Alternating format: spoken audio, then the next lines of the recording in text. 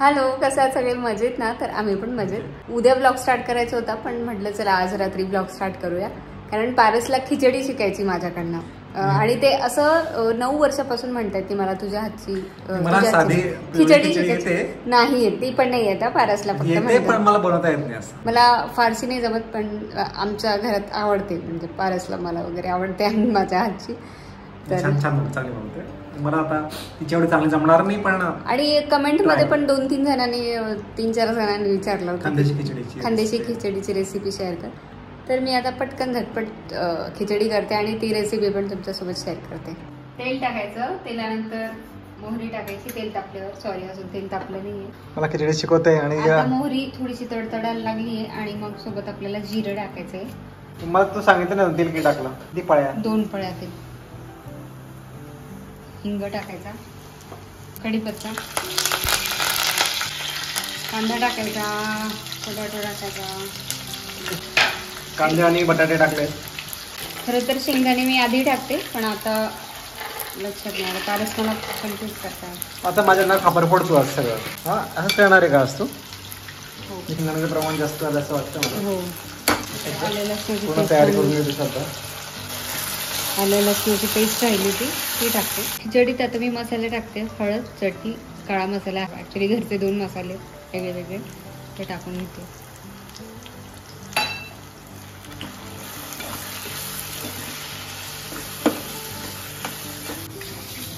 दोन-तीन वेळा तांदूळ धुवून त्या शब्दाने मी सगळं कट करून टाकणार आणि हे सगळं कट करणार आहे. मीठ आपण सगळं टाकायचं. हे मला कसं काय शिकवते तू?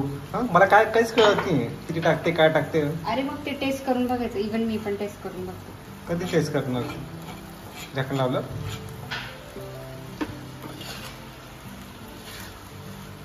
आय थिंक तू खिचडी ना ज्यांना ऑलरेडी येतं कुकिंग त्याच्यासाठी बनवते वाटतं.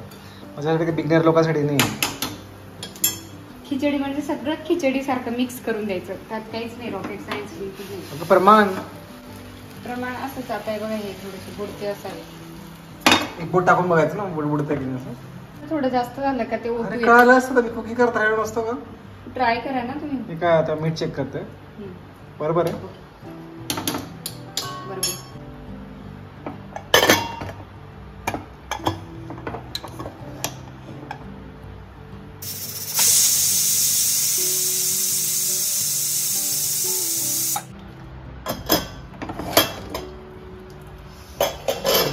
खानदेशी खिचडी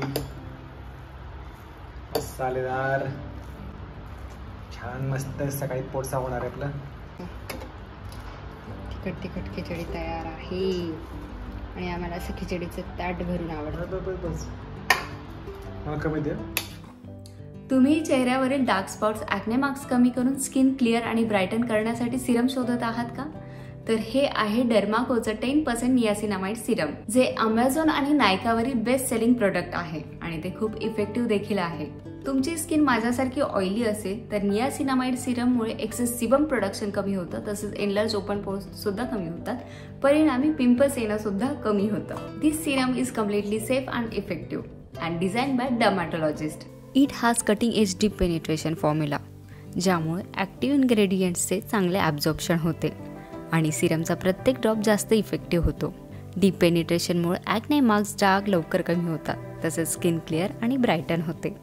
नायसिनामाइडचे चांगले रिझल्ट मिळवण्यासाठी 2 वेळेला ॲप्लिकेशन करायचे आहे, सकाळी आंघोळीनंतर आणि रात्री झोपण्यापूर्वी. डर्माकोने यंग सायंटिस्ट इनिशिएटिव्हच्या अंतर्गत 20,000हून अधिक विद्यार्थ्यांना मदत केली आहे.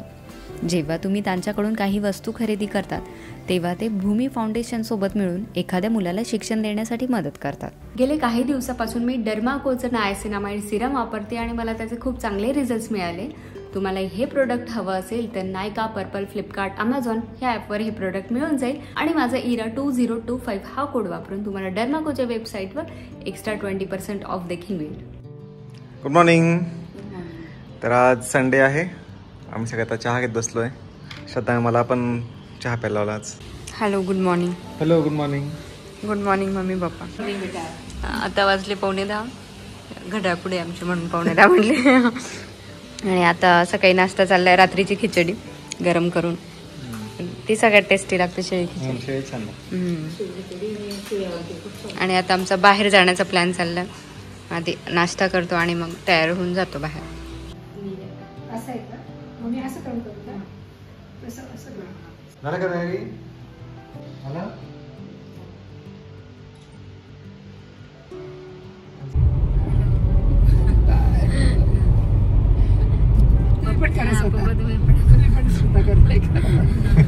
आता मी चाललो त्र्यंबकेश्वर पोहोचू. आता ॲक्च्युली महादेव मंदिरात जायचा प्लॅन नव्हताच, कारण संडेमुळे खूप गर्दी असणार आहे.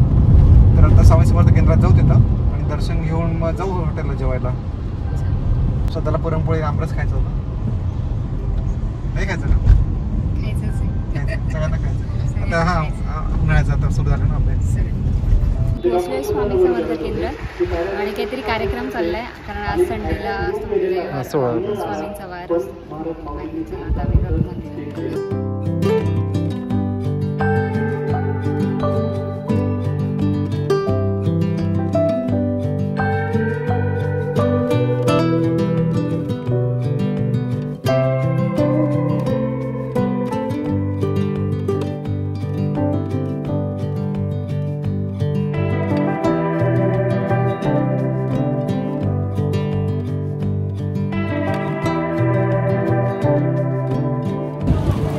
आज केंद्रात खूप गर्दी आहे, कारण इकडे पारायण चाललंय, नवनाथांचं पारायण.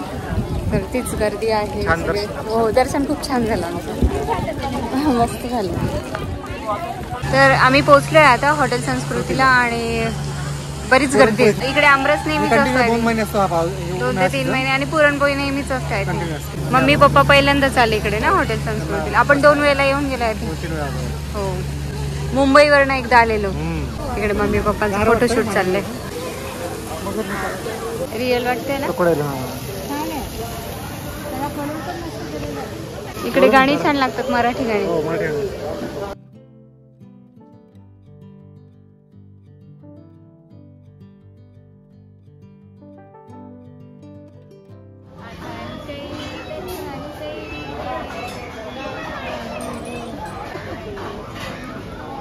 झोक्यावर असतात ते, बंगल्यावर असतात. चालतं, झोकाचे असतात.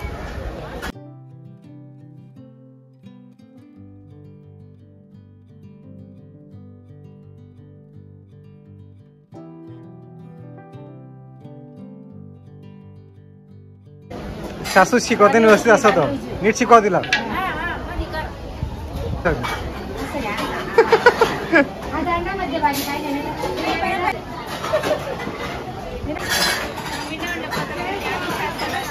हो का, सासर वाशिन का?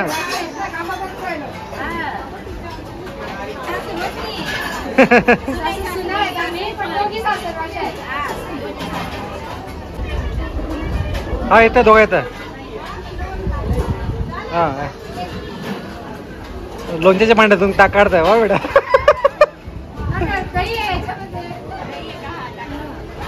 लोणचं लोणचं.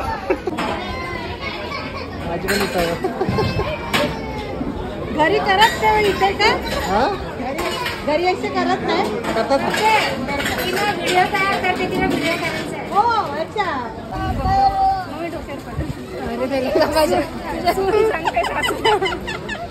कधी येऊ घेणार का बेटा?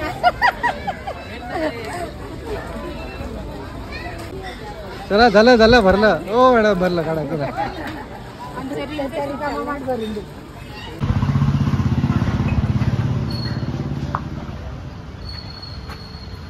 इथं श्रद्धा क्रॉकरी नाही माठ घ्यायला आलं ना. असे असतात माठ, वेगळे कुठे असतात? नाही नाही नाही, त्याच्यापेक्षा सुंदर पाहिलेले.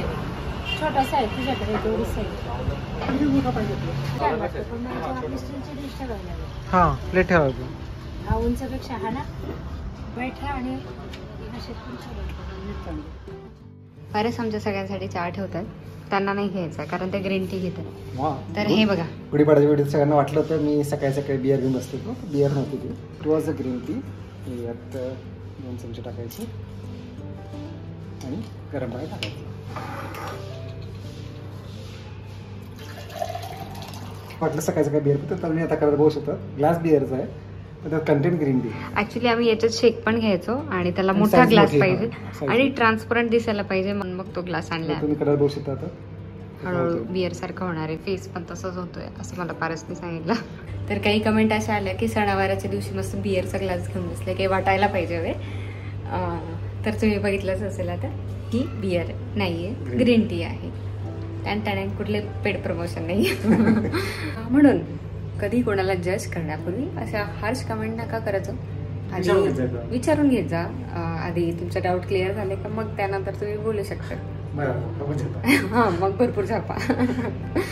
पण मला असं वाटतं प्रत्येकाचा वैयक्तिक प्रश्न असावा हा, कोणाला घ्यायची नाही घ्यायची.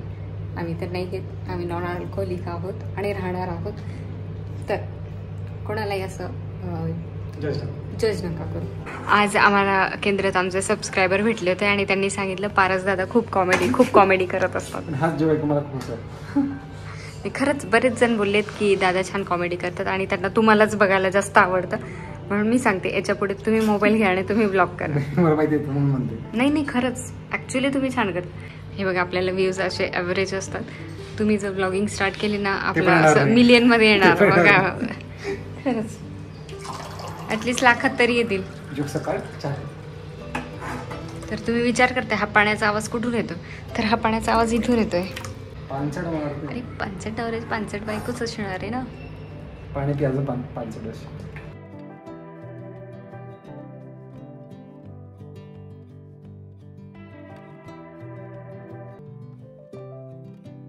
तर आम्ही चहा वगैरे घेतला आणि खाली उतरलो.